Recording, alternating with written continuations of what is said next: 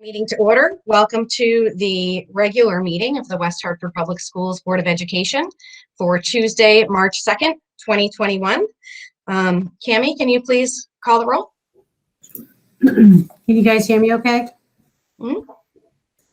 Ms. Aronson? Present. Dr. Chang? Here. Ms. Poland? Here. Dr. Steinberg? Here. Dr. Thomas Farquharson? Here. Ms. Wilcox? Here. Mr. Zdanowicz? Here. Student Representatives Lillian Sweeney? Here. Rocio Yerbelli? Here. Thank you. Thank you. And Rocio, will you lead us in the pledge this evening? Yes. I pledge allegiance to the flag of the United States of America and to the republic for which it stands, one nation, under God, indivisible, with liberty and justice for all. Thank you. We do not have any revision to the agenda order, and we didn't have anyone sign up for public communications. Is there anybody who's called in for public communications? I don't see anybody listed. All right, moving on. We don't have any unfinished business, so we will move right on to new business. And item A is presentation of the superintendent's 21-22 budget recommendations. And the recommendation is that the Board of Education receive the recommended budget and begin the process of reviewing and modifying for final approval and adoption as the Board of Education budget at the April 6th, 2021 Board of Education meeting. So I'll turn it over to you, Tom. Thank you. Thank you. Let me just get my screen.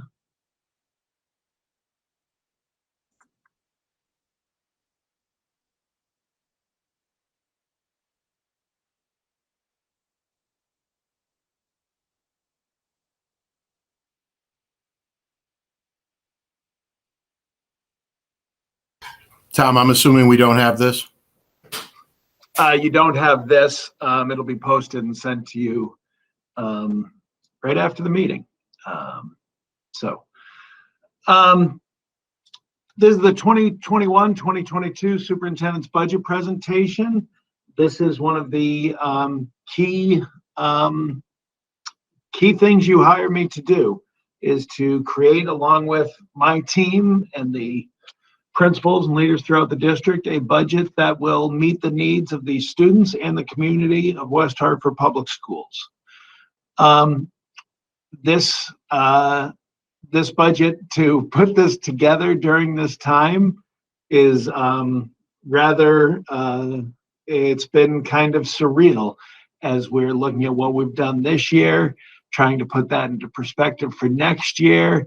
And much like last year's budget presentation was kind of right before everything hit. We were suspicious, we were preparing, but at the same point, everything changed during the course of that budget season. Now, I hope that we see changes during the course of this budget season and that things continue to get better.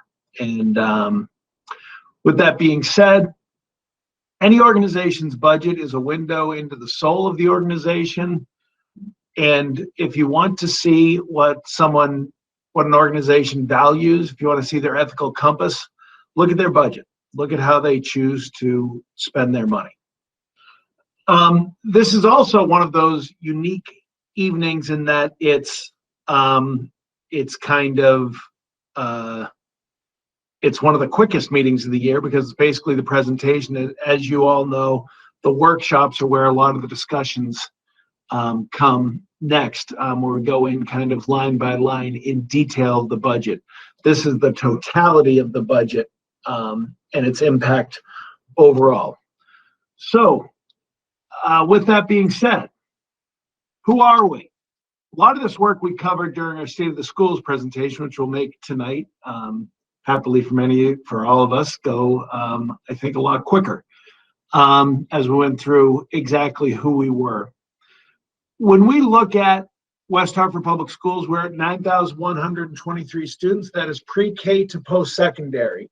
We have children as young as 3 in our pre-K programs, and we have children, young adults up to age 22 in our post-secondary program now. Of those 9,123 students, 2,036 of them, 22%, are children who come from a home with non-English as their home language, 75 different languages as home languages in West Hartford. And that's really just one of the great things about raising your children here. 3,939% of our students, 43%, are categorized by the state as minority students. 2,435, 27% of students are eligible for free and reduced lunch. As we said last week, we know what that means, $34,000 for a family of 4. 14% of our students receive special education services. That's 1,307. As we said last week, that doesn't include the 821 students who also qualify and have 504 plans. And then lastly, West Hartford Public Schools educates 1.9% of the public school students in the state of Connecticut. Yet we receive only 1% of the education cost sharing grant funding that the state doles out. West Hartford's the 10th largest district in the state of Connecticut.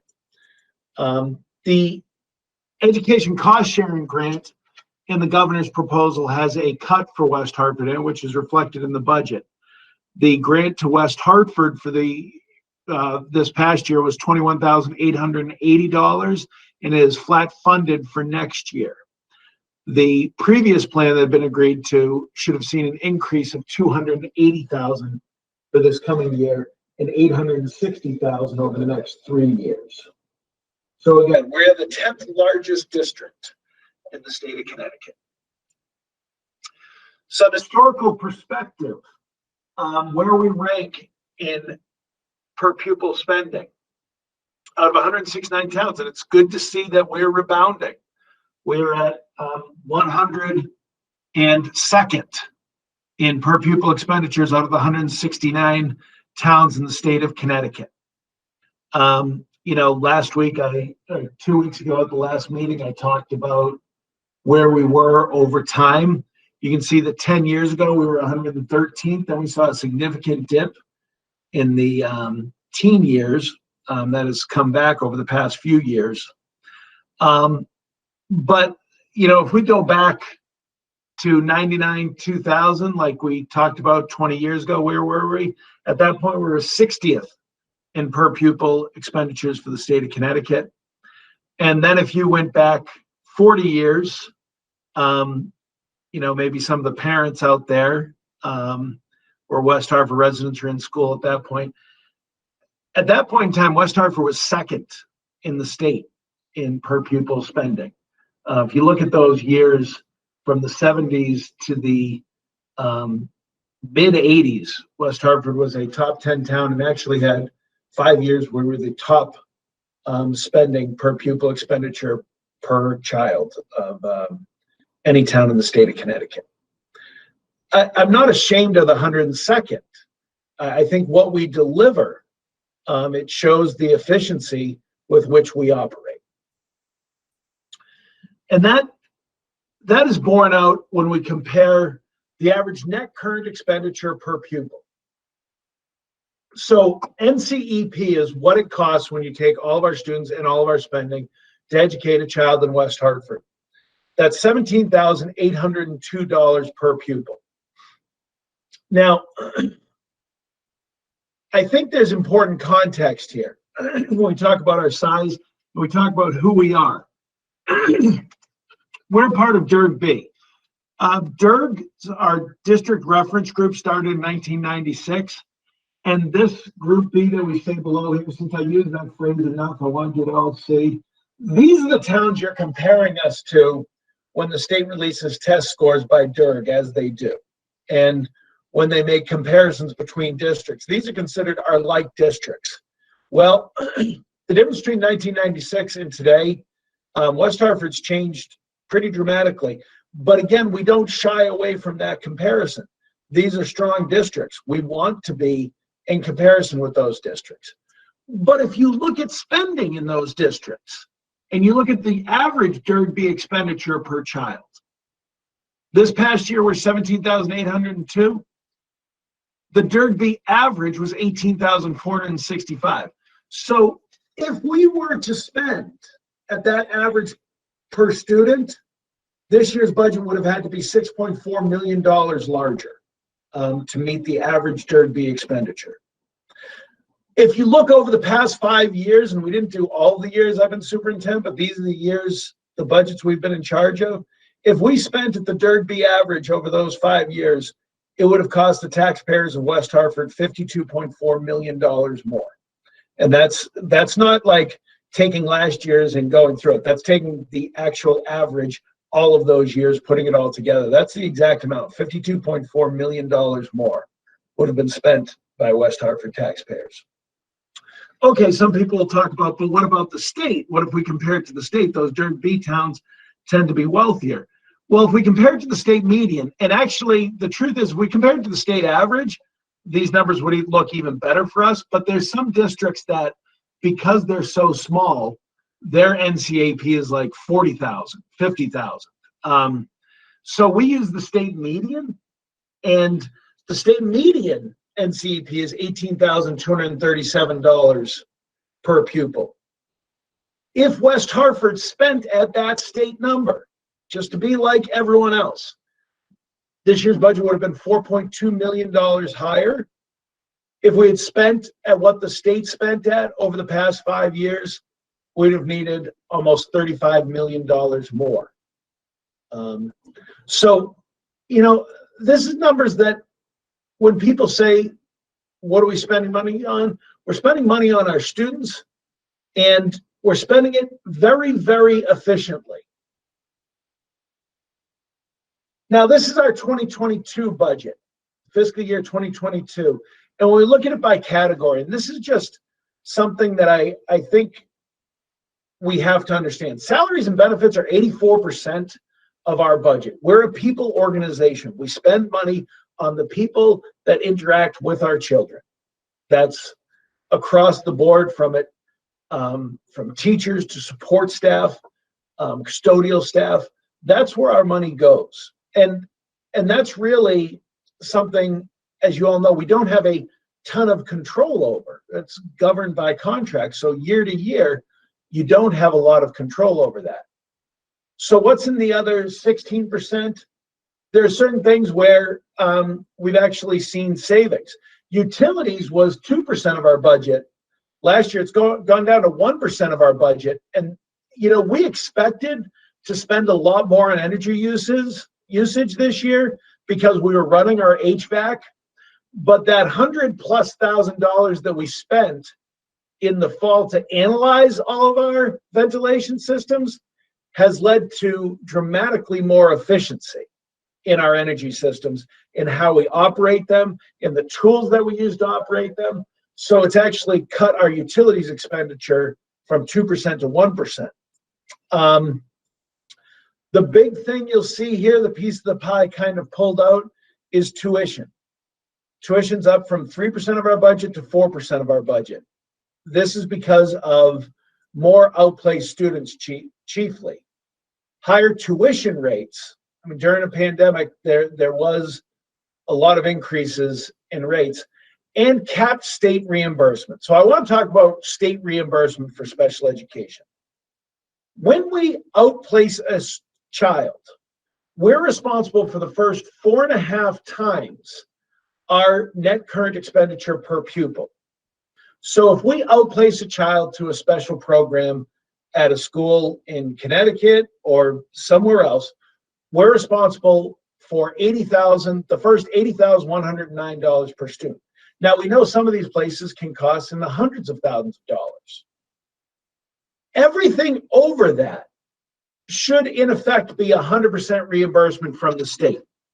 When this was established, and we look back to 2007, 2008, West Hartford received 100% of that reimbursement.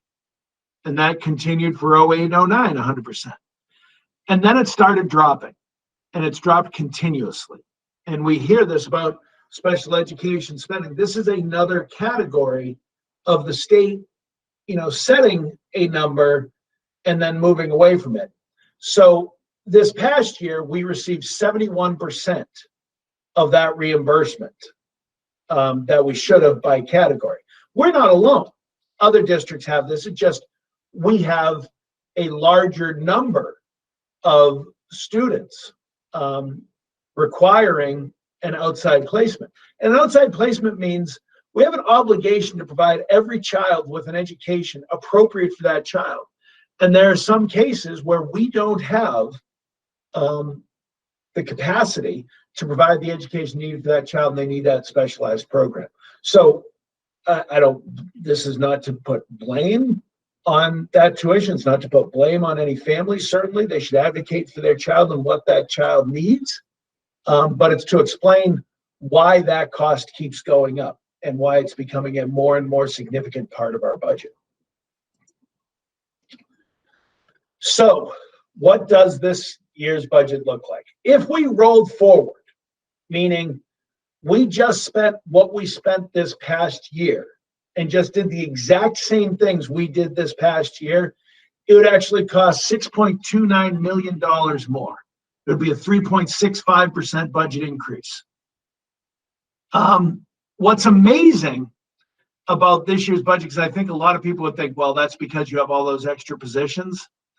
And I really need to thank our executive team throughout this, because if we look at the current year, even in the midst of the entire pandemic, even with establishing an entire remote learning experience school, we are only over net 3.3 positions.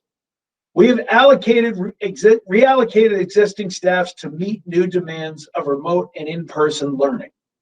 There's an additional 13 positions that were covered by the ESSER grant, so those aren't included. But even with those included, overall, to have only 17 positions more with all of the things we've had to do this year is really pretty remarkable. So when we look at increases, salaries are increasing 3.65%. This is because of the contract negotiation with the WHEA. This contract's actually up again this fall. But when you look at that, it's 3.24% increase. The average step increase is 3.35%. We've had some additional staffing this year, as you know. And then we look at medical expenses this year. This is actually a very good news portion of this, in that while our medical expenses increase by almost $1 million, 4.16%, the participation in the state partnership plan has been just a great move that this board made in the last contract. The estimated increases are lower than medical trends. In fact, for active teachers, our active employees, it was 0%. For retirees, it was 7%. Far lower than what medical trends are across the spectrum. So this is a very good story. And as we talked about before, that's cost certainty. That used to be the driver of the budget. My first budget, the roll forward budget, was almost 6%, solely because of wild swings in medical. Pension and other benefit expenses increased by about $500,000. This is contribution to the town pension plan is growing by $320,000. This is not our certified staff. Our certified staff is part of the state pension plan, but those employees that are not certified are part of West Hartford's pension plan. So that's an increase of $320,000. We also have some increased long-term disability premiums and increased Social Security costs consistent with wage increases. More about the roll forward budget. Transportation expenses increased by about $500,000. This was because of a 3% cost escalator in the contract, plus we needed additional buses. We did have actual savings from cutting through some routes, but then once COVID hit, and we had more outplacement, there was increased costs in special education buses and some increased needs overall. So that transportation budget the transportation contract runs with First Student through 2023. It'll be interesting in 2023 because there is a significant move towards electric school vehicles. Those don't tend to come with a discount, but there's a lot of legislation discussed out there about incentivizing the movement to electric school buses. So we'll certainly be looking at that over time. We talked about the tuition increases. That's about $1 million, a 20% increase. Our number of student outplacements increased by almost 20. We talked about the capped state reimbursement. All other expenses actually decreased by $370,000. That's a 3% decrease. We saw the utility savings that I spoke about. And even with that decrease, increased professional services, we had to spend on some special instruction. We had to do some increased contracted services and software costs, as we know, for the pandemic and some of the education. And then we had one-time appropriations related to COVID. We spent $350,000 more on computers. We spent $250,000 more on certified nursing assistants. As you know, we needed a COVID trained person in all of our schools. So that was a certified nursing assistant in addition to our regular nurse. And then about $200,000 more in COVID supplies, in cleaning supplies because of COVID, which, so if you look at where we are with that, that's another $800,000 I mentioned. So that decrease of $370,000 would have been a decrease of over $1 million if it weren't for our COVID expenses. Modifications. Okay, so we're not going to go forward with that roll forward budget because we have some shifts. We have enrollment changes. We've gone through our enrollment report. This will allow us to save about $1.66 million in this budget, and that is in positions. We have an overall net reduction of 11.3 positions. And that's, you know, some of those things that we'll talk more about during the individual budget presentation, that as we've saved money at the elementary schools over the years, we've talked about we've had 30 less teachers, 32 less teachers than we did 5-6 years ago. Those smaller numbers are now moving to the middle school, which allows us to move to reduce our teams at Sedgwick and King Philip. And Bristow, planned reduction to 105 students per grade, which we started 2 years ago, is complete next year. So this allows us to save staff at our middle schools. And at the high schools, we have slightly declining enrollments, which also will allow some declines. At the elementary school, we're budgeting. We want to keep at about where we are, maybe a little bit of an increase. We're going to have 2 more elementary sections next year. As we know, that kindergarten bubble, we're a little worried we're going to have a larger kindergarten than we had talked about before. Special instruction needs.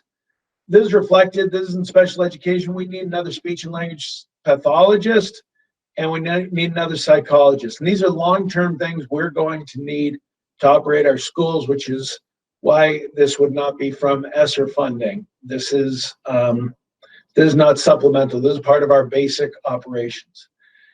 Then commitment to district priorities, our commitment to equity, we talk about everywhere. We live it, and we need to spend money on it. And part of that is, how do we reach out to our families? And so we see a 1.0 increase in a family services liaison, a social worker that can work with our families within the community and tie the community and the schools together and make sure we're reaching those families and those children that may have been lost over the past year. But this isn't a one-time thing. This is something we've needed before to constantly be checking in on. In addition to that, a halftime outreach coordinator position that right now is halftime ESOL, and that will become full-time with ESOL and equity work in the portfolio directly under Rosina Haskins. Non-classroom changes, we see that's reflected in positions at central office that we're not going to fill that are open. And that's really one of the stories from this past year's budget. We're level, as you guys know, from when you do our budget updates. We're level in staffing because we've not filled so many positions this year. Typically, a lot of those are administrative positions that we are going to have to fill. And then overhead reductions. This is utilities and general insurance claims. And it's also, we're going to put $400,000 from the non-lapsing funds that we're not expending this year that we could have, that we're going to move into the next year for transportation. So total modifications end up with $2.36 million less than what a roll forward budget would be, just doing the same thing. So our 2021-2022 superintendent's budget, the revised adopted budget this past year was $172.37 million. So that's the real budget. The roll forward would be a $6.29 million increase or 3.65% increase. The changes that we've made take off $2.36 million, 1.37% less, for a net increase of $3.93 million or 2.28% budget increase. I include that 3.66 because the original adopted budget, as you remember, did not include the non-lapsing account that put forward. So that was actually revised. So the actual spending is a 2.28% increase. The budget that I recommend is a $176.3 million budget. I take it very seriously how the citizens of West Hartford come forward to support our schools. I know that people continue to move here for our schools. I take their tax money as a covenant that we're going to do what we can to uplift our children, to educate their children, and make sure that they're ready for the world that they're going to enter. I believe we do it as well as any district out there, and I believe that our kids are so fortunate to be in West Hartford Public Schools, and I am so happy as I have two kids in college that I moved here when they were entering kindergarten because that is one decision in my life I've never regretted, that they were able to go through West Hartford Public Schools. So, next steps. We'll have the budget workshop number 1 on March 10th. We'll have the public hearing on the 24th, and then workshop number 2. At these workshops, the members of my team will go through their areas of expertise and go line by line and be able to answer any of your questions you have either at that meeting or that you want to send ahead of time as you dive into your budget books. And just so people understand, I just provided, tonight is the presentation of the superintendent's budget. And this is when the board gets their copies of the superintendent's budget. So they need time to digest this also. And then the board budget adoption is April 6th, 2021. I think of this as we heard the wind last night and this cold day today, and I say it every year. It is just always like either a snowy or cold night on the night of budget presentation. And then when we're in council chambers, it seems like we're always trying to open the windows on board budget adoption night because it gets warm. And this is a significant 1-month shift that we'll see.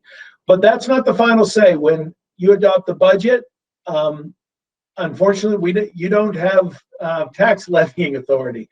The town council has the final approval of the entire town's budget. And they make that decision on April 26th. And then hopefully at that point, we will be complete with the superintendent's budget. So I think it's fair to say it's clear the work that goes into this. And Andy and Liz and I meet every Tuesday throughout the school year to go through the budget, create the budget. The work that Liz has done on this and in this past year, I can't thank her enough. Her professionalism, her wise counsel, and her finding dollars. And let me tell you, you see a federal bill passed, Liz will tell me the next morning how much we're getting from it. and she'll tell me the page of the bill that it was in. It is remarkable. And I am so fortunate to have her and the members of the executive team who fight and argue with me about the budget. And I'll talk more about Gretchen during the superintendent's update, but she is one that fights and advocates for her kids constantly, as does Mr. Vicinas, as does Rosina Haskins. And they fight for the budget and what we can do, and we have to make choices. And I know you have to make choices. But I present it to you as something that I do believe continues our mission of clearing paths. And I present it, I'll tell you, it's the best I can do. And I think it's a fair number. And I think it'll deliver to the children of West Hartford and the taxpayers of West Hartford what they need. So I'd say questions, but they have to be pretty general questions, as you haven't really been exposed to it yet. And we don't want to get into specifics until the workshop. So that's it for my presentation. All right, Tom. Well, thank you so very much. That was a wonderful presentation, information rather, that you and your executive team have put together. We look forward to coming together on the 10th to go more in details.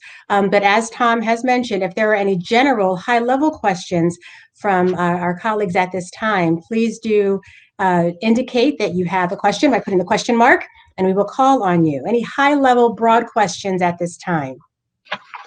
One thing that does come up that I always forget to mention, the last page of your budget books, because sometimes there are things referred to, I'm sorry, not your budget book, but of each week's board meeting has a list of acronyms that we use, because when you're looking through the book, you may hit on something that you think, wow, what exactly is that? And now I'll go through it. And with that, I'll turn to Liz. Liz, do you want to explain to them the page of this is what you should do that's in the first page of their budget? Certainly. In your book, which came with directions, you have a read this first. It tells you the contents of the binder, the executive summary, which really gives a top level summary of the highlights and the changes in this year's budget.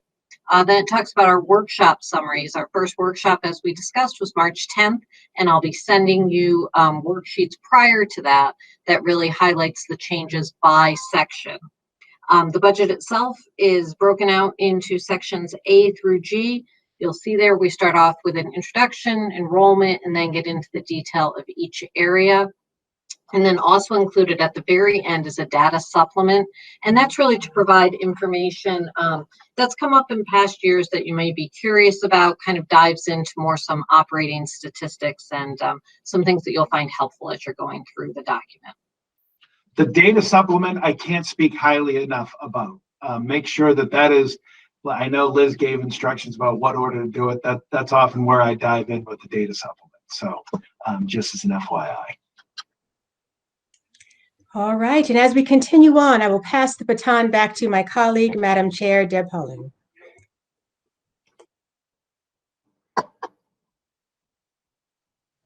Thank you. Sorry about that, everyone. Thank you for the presentation. And I guess we're up to staff communications and reports. And so, Tom, I'll turn it back over to you again for the superintendent's report.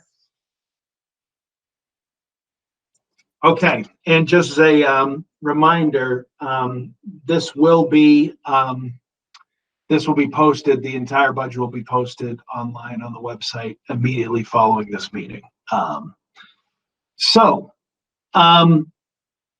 A very exciting week. Things are, there's been a lot of good news that has come about that I do want to talk about. I want to start with vaccination clinics. We'll have our first vaccination clinics this weekend. And I want to thank Amy Krause, the Health District, Bob McHugh, Emergency Services in West Hartford, and certainly Andy Morrow, as we've tried to make sure all of our teachers are registered. And as we heard about nightmares across the state, I can tell you that by Sunday, all of our staff that wanted an appointment was able to get an appointment with the West Hartford clinics. Now, the problem is that puts a lot of pressure on us to make sure, I hope there's actually doses at those clinics. And we worked hard with the West Hartford Bloomfield Health District. And as I said, we scheduled those for Fridays throughout the month of March. with a plan for second doses to be in April. And we met with Amy at the Health District today after having discussions with her yesterday, and they had just gotten delivered a shipment that we begged, borrowed, and tried to get, and we did get the Johnson & Johnson vaccine, and the Health District has allocated basically 725 doses of the Johnson & Johnson vaccine for West Hartford Public Schools employees this weekend. So we will have our first clinic Friday, and then Saturday for our employees. These are closed clinics. Anybody watching out there, you can't just come and get a shot. These are, sorry. Those will come though, at some point. Those will come. And then we'll continue through March with those clinics. It may be a gap the way Johnson & Johnson's distributing. They pushed out so many in their first week that week 2 there may not be a shipment, and then week 3 will be the shipment. So it would be this Friday and Saturday, and then maybe 2 weeks from this Friday. We don't know that. If we get more, we'll put it out as soon as we get there. But the good news is more than half of our staff will be vaccinated at the end of this weekend, and completely vaccinated. Johnson & Johnson is a one-shot vaccine. And I can tell you the excitement, and I mean, there was trepidation obviously on Sundays. People were like, am I going to get this? And the website down, it wasn't actually down during the ordering period. It was down early in the morning. And it's just today when I sent out, the news that we've got the Johnson & Johnson vaccine, that we can add 500 more people to clinics this Saturday. I just received so many nice messages, and it was really, really great. And I know we're hopeful, and it's a miracle what's happened in a year, because this is a year that we're talking about, and what science has done in this year is remarkable. And I do get choked up thinking about it, because it's education. That's why I get choked up, because when people don't talk about what's possible, that's what education makes possible. Research, deep thought, deep communication. This started with the genetic strand codes being sent out by computer across the world, and them looking at the genetic sequencing so that they had the ideas for these mRNA vaccinations. Very early on, it was really about the trials and everything else, but this is a worldwide phenomenon, and it is just, the geek in me gets very excited about this. It is a great thing. The second piece of good news that I have is certainly bittersweet good news. You've all gotten to know my friend Gretchen, Dr. Nelson, over the past years as I've gotten to know Gretchen. And she is the greatest person at her job in this state of Connecticut. She is somebody who unfailingly tells me the truth and will shut my door and make sure I hear it, and is a sounding board, and is brilliant and advocates for children like nobody I've ever known. And she has announced this past week that she will be retiring at the end of this year. And I know that there's enough people that have said to me, what did you do to Gretchen? She's not old enough to retire. And I swear I didn't do anything to Gretchen. She's going to live her best life and work as a grandmother. And I know she's going to have her hand in so many other things. But please join me in thanking, more than anything else, Gretchen. So thank you, Dr. Nelson.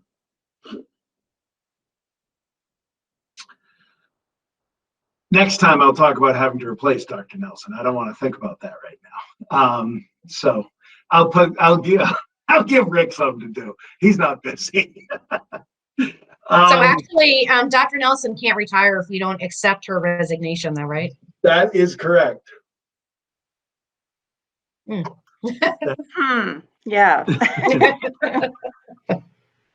but thank you very much. Congratulations. Thank you. And reopening. We have seen really good news. It's been slow and steady, which is almost better because you don't worry that it's just a momentary blip. We're down below 20 cases per 100,000 in West Hartford. We're at, I want to say 2.5% test positivity rate. Enough that we're comfortable moving forward with saying that we will reopen fully and move out of hybrid during the month of March. And I'll probably make I'll be making an announcement on the date next week. We've got to get through kind of all the stuff we're doing now. And there's things that actually come up in March that would make it more difficult just to say we're doing this tomorrow. There's conferences, there's SAT testing, there's a few different things that make some dates not really tenable, as we'll just close it off that date.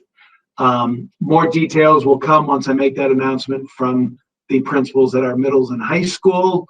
And I'm excited for our kids to be able to come back and work next to all of their friends. And I really hope this can be a special spring for our kids. I think we're beginning to see some normalcy return with sports in the spring. I've talked to Julio and Dan, who are working so hard on things like trying to make a special prom experience just for our seniors. As the governor moves forward with limits, we'll see that. I know that parents are working on safe grad plans and things that can be safe on that night of graduation. And we are actively planning for our graduations to be at both of our high schools. We don't know exactly where at our high schools they will be yet, but that is the plan. So there's signs of hope everywhere. And I think there's a lot of reasons to be excited. And we're moving forward and things are good. So with that, any questions? Anyone have questions?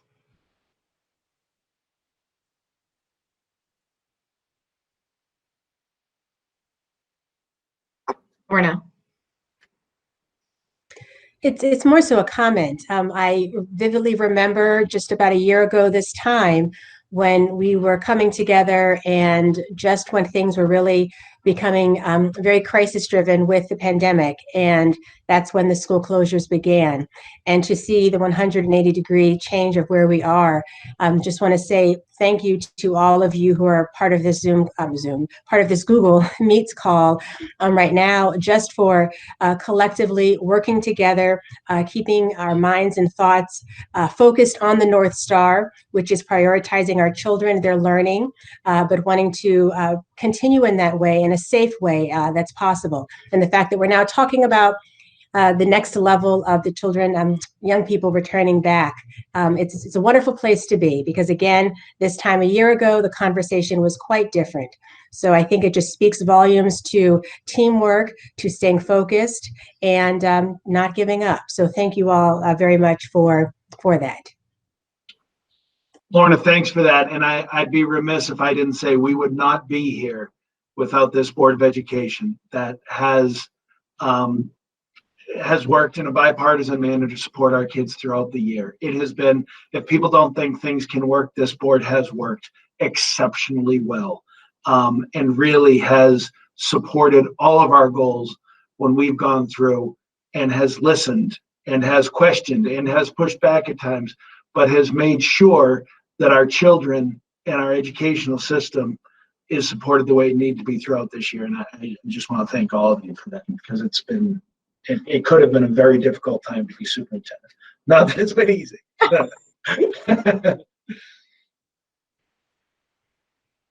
Thank you.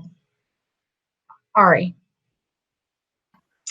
I just had a question, Tom, in terms of moving back to, all of the students returning back full-time. I know we had discussed that the remote school will not disappear by any means. But I guess my other question is, what about the families or the students who don't feel comfortable for whatever the reason, returning to, when it's at 100% capacity, when the schools are at 100% capacity? What are we going to do for those students and families? Well, it's a good question. I think, and I'm glad you phrased it that way because it allows me to say a couple things. One, I'd want people to remember that our middle schools will be at about 84%, 83% capacity, and the high schools at about 88% capacity. That's actually one of the big differences. When you've seen some districts say, oh, everybody's back in.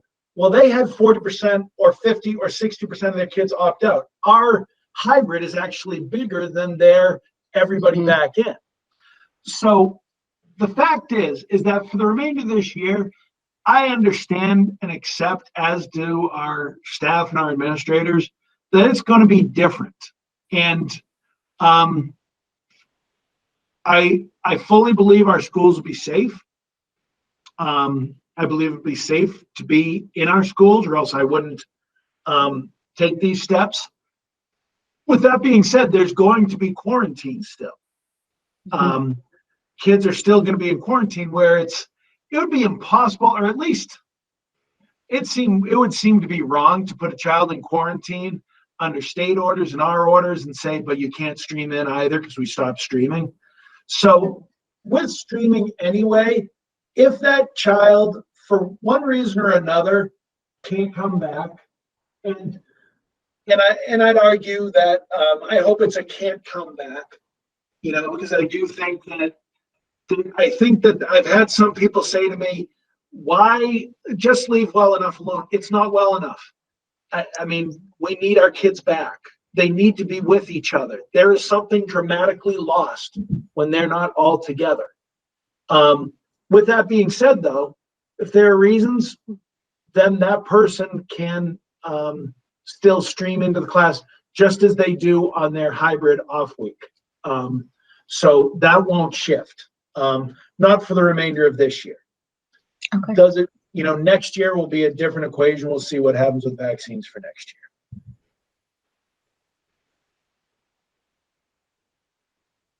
Thank you. Other questions? Amanda?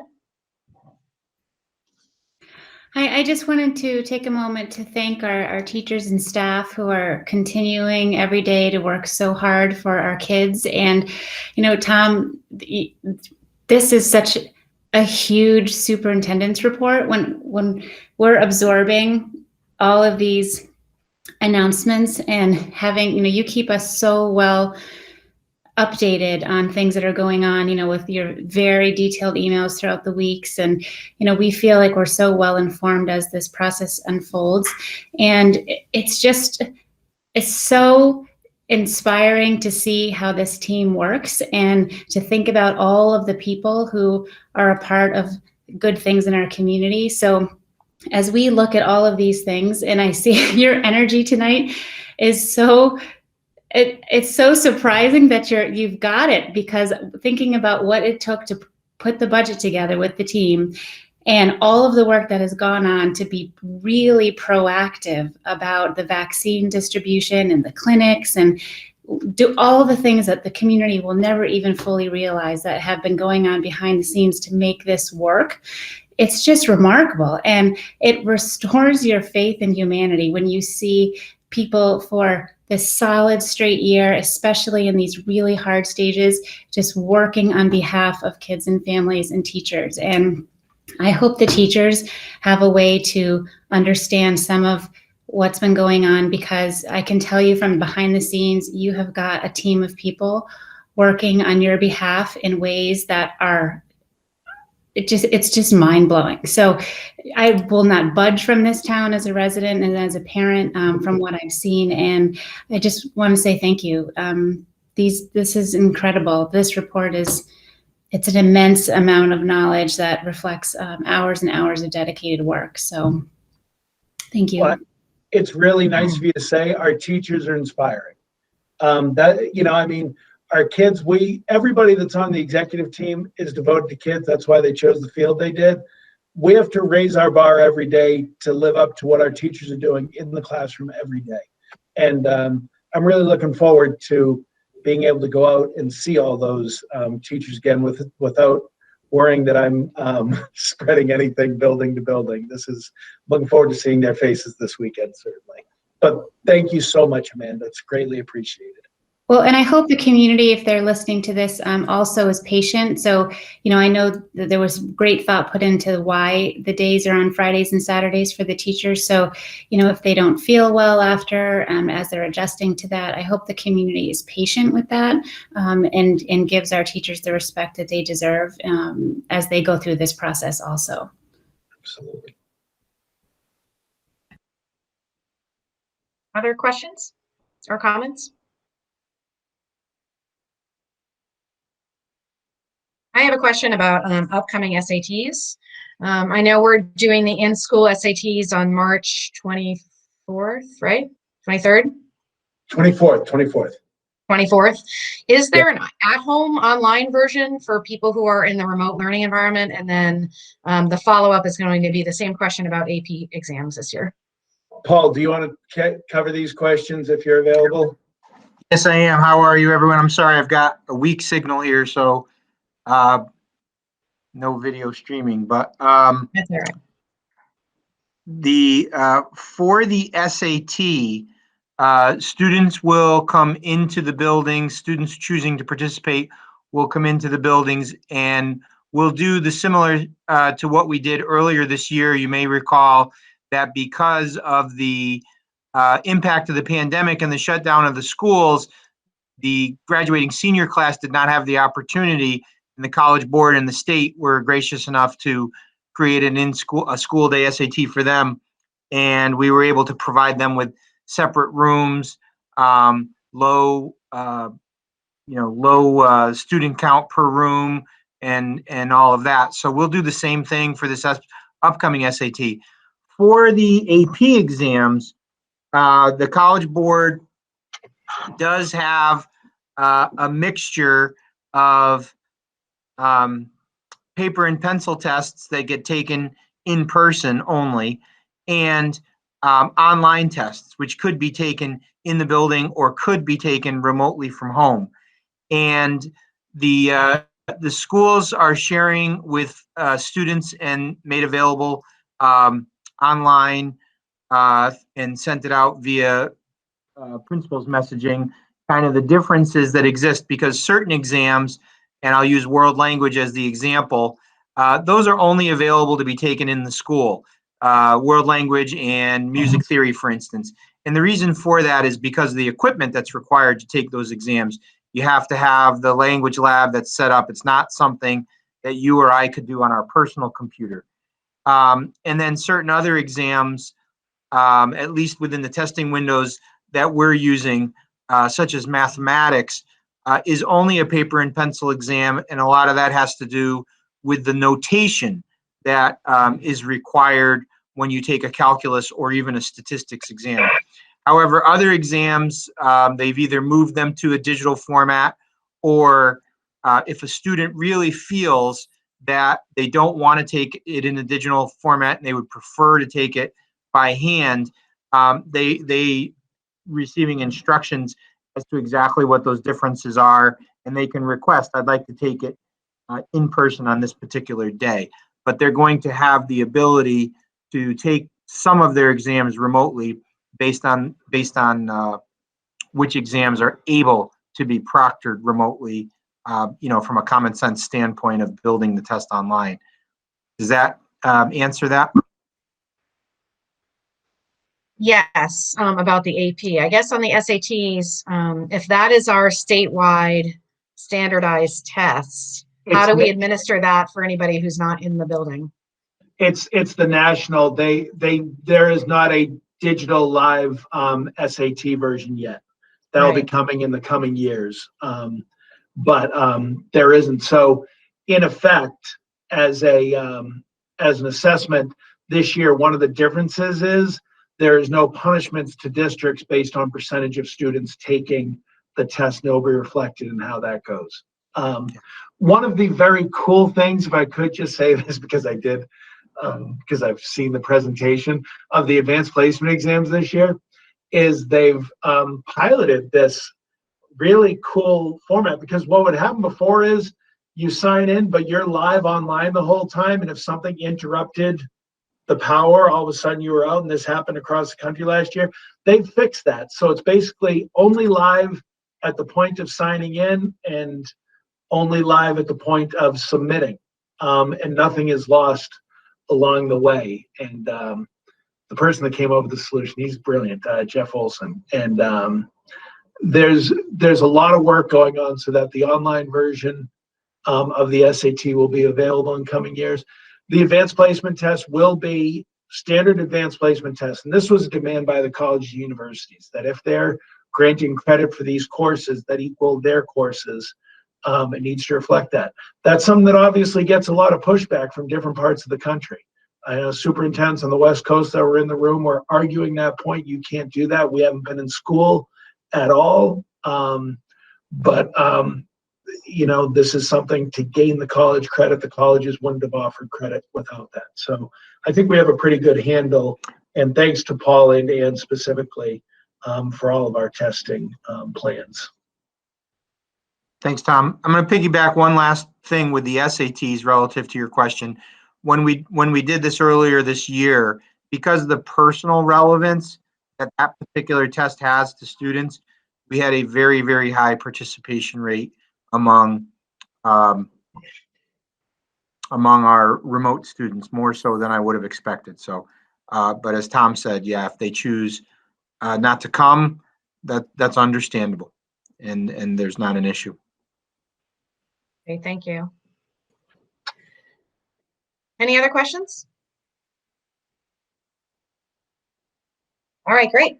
We'll move into staff reports and board discussions. Do we have anything there? Excellent.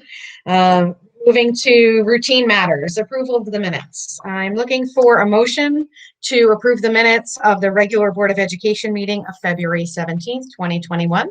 Is there a motion? So moved, Amanda Aronson. Thank you. And a second? Second. Thank you, Lorna. Any discussion? If not, I'll try your minds. All those in favor of approving the minutes, please signify by saying aye. Aye. Aye. Any opposed, say nay. Abstentions? And the ayes have it, and the minutes are approved. Thank you. Information and reports.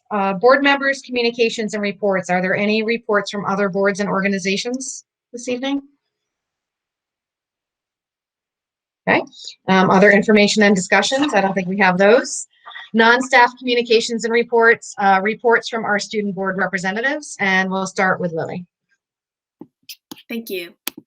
Last Wednesday, all Hall students watched the Black History Month panel featuring Black students who discussed their identity and their experiences in West Hartford. The panelists were very engaging and very honest with their experiences, and their conversation contributed to very productive discussions during the community block in the following day. The virtual post-secondary options fair will take place tomorrow night at 6:30. Students will be able to learn more about alternatives to four-year college and have the opportunity to chat with representatives from MCC, Tunxis, and Lincoln Tech. Hall's Relay for Life team, Warriors for a Cure, is hosting a Zoom cooking class next Thursday night led by dietitian and cookbook author Dana White. Participants will be cooking paella from home. All the donations from the event will benefit the American Cancer Society. Parent-teacher conferences will occur remotely next week, and that means that on certain days, the in-person students will be released from school half an hour early, and there will be no online classes in the afternoon for remote students. The AP Research class is currently collecting data for students' year-long projects. The student body has been emailed links to participate in their student surveys, ranging in topics from Instagram altruism to adolescent fashion choices to ecological worldview of students. And finally, 2 Hall seniors have been recognized for their significant contributions to the community through volunteer work. Ananya Radhakrishnan has been named a local honoree for the Prudential Spirit of Community Awards, and Greta Magandance has been selected for the President's Volunteer Service Award. Congratulations to Ananya and Greta on those well-deserved honors. Thank you. Thank you. And Rochelle. Thank you. So as Lily mentioned, last Wednesday was the Black History Month panel. And during this panel, current Conard and Hall students alongside West Hartford Public School alumni shared their experiences as residents of West Hartford, discussing themes surrounding the Black family. The panel was phenomenal, where students and alumni presented extremely insightful comments and perspectives. This is also the first time where we could have a full high school assembly with students watching this assembly from both high schools at the same time. Lastly, on Black History Month, Conard students made a number of art pieces surrounding Black History Month. Photos of this artwork can be found on Conard's Twitter page. This week is Wellness Week, and each day there has been a message on Conard's social media, each surrounding the 8 elements of wellness. Each day a different message is given out with the challenge to promote individual wellness. The Conard Theater has begun filming the musical Little Women. The musical can be viewed on demand for people to watch at home beginning at the start of April. We hope members of the community will enjoy the musical as much as they would have if it had been in person. Lastly, students groups have been meeting with Mr. Duarte regarding end of the year activities. We're confident that many of these activities, such as a prom, will be occurring. Thank you. Thank you. All right, future business. We have several meetings coming up in the next couple of weeks, starting with next Wednesday, March 10th. We have our first budget workshop at 7 p.m. It says location to be announced, but it's where we are right now on Google Meets. Tuesday, March 16th, we have a regular Board of Ed meeting at 7, and that is not budget related. Specifically, that is just a regular Board of Education meeting. March 24th, we have a public hearing, and that is the opportunity for members of our community to share their thoughts about the budget. You'll have the same setup as we do for other public comments, so you'll have 3 minutes. We also, of course, accept any of your comments via email or by actual mail is also fine, but we'll have the public hearing at 7 on March 24th, followed by our second budget workshop. And then on April 6th, Tuesday, April 6th, we have a regular Board of Education meeting. And at that meeting, we will adopt our budget for the 2021-2022 school year. Are there any requests for future agenda items? If not, I will check and see if we have any visitors who'd like to provide comment. Has anyone joined us? Okay. And we do not have an executive session, so I will ask for a motion to adjourn. So moved. Thank you, Lorna. And a second? Anyone? Second, Ari. Thank you, Ari. Without further objection, meeting is adjourned at 8:03 p.m. Thank you, everybody. Thanks, everyone.